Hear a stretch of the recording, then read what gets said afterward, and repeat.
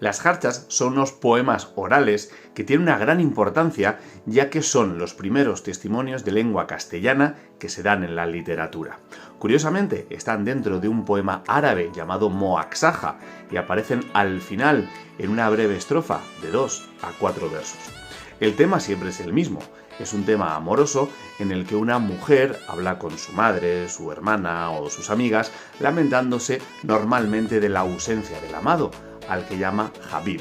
Se daban en Al-Ándalus en los siglos XI y XII y están escritos en mozárabe o en árabe vulgar. Las cantigas de amigo son unos poemas orales que se dan en los siglos XII y XIII en el noroeste peninsular, es decir, en la parte que hoy sería Galicia y Portugal, de ahí que estén escritas en galaico-portugués.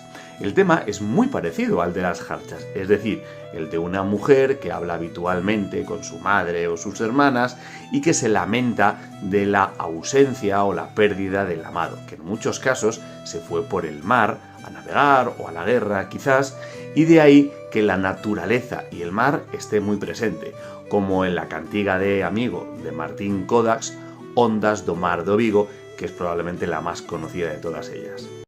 El Cantar del Mío Cid tiene una importancia tremenda, ya que es la obra completa más antigua escrita en lengua castellana que se conserva. Se fecha aproximadamente a finales del siglo XII y sería un cantar de gesta, que eran esas narraciones orales que cantaban las hazañas de los grandes héroes, ya que Rodrigo Díaz de Vivar sí existió en realidad. Se dividían siempre en dos hemistiquios, dos partes del texto separadas por una cesura, tenían epítetos épicos, llamadas de atención u otras fórmulas juglarescas, y se divide en tres partes. La primera es el Cantar del Destierro, donde el rey le echa de Castilla; en la segunda, el Cantar de Bodas, consigue casar a sus hijas; y en la tercera, en la Afrenta de Corpes, se venga de los infantes de Carrión precisamente por haber maltratado a sus hijas. El Conde Lucanor es una de las obras más conocidas de la historia de la literatura castellana. Es del siglo XIV y fue creada por don Juan Manuel, que era un noble de la época y además sobrino del rey Alfonso X el Sabio. Tiene una finalidad didáctica y está en prosa, es decir, no rima. De las 5 partes en las que se estructura, la segunda, tercera y cuarta son proverbios y la quinta nos habla de la salvación del alma del hombre, pero la más conocida e importante es la primera, que siempre sigue esta estructura.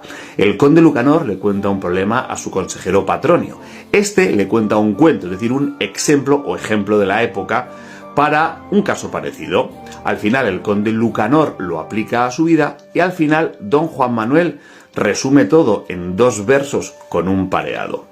Las coplas de Jorge Manrique son una de las obras más conocidas e importantes de la historia de nuestra poesía. El autor las publica en el siglo XV tras la muerte de su padre, don Rodrigo, con lo cual es un poema fúnebre, una elegía. Las divide en 3 partes. En la primera nos habla de el tempus fugit, el tiempo huye, lo que nos lleva también al otro tópico latino que es el memento mori, recuerda que has de morir, y al menosprecio de la vida terrenal. En la segunda parte nos habla de el ubi sunt, que es dónde están todos aquellos hombres importantes, muertos, con lo cual también nos habla del poder igualador de la muerte. Y en la tercera habla de su padre y de la fama a través de los hechos gloriosos. Está escrito a través de la copla de Pie Quebrado, también llamada copla manriqueña, a partir de esta obra.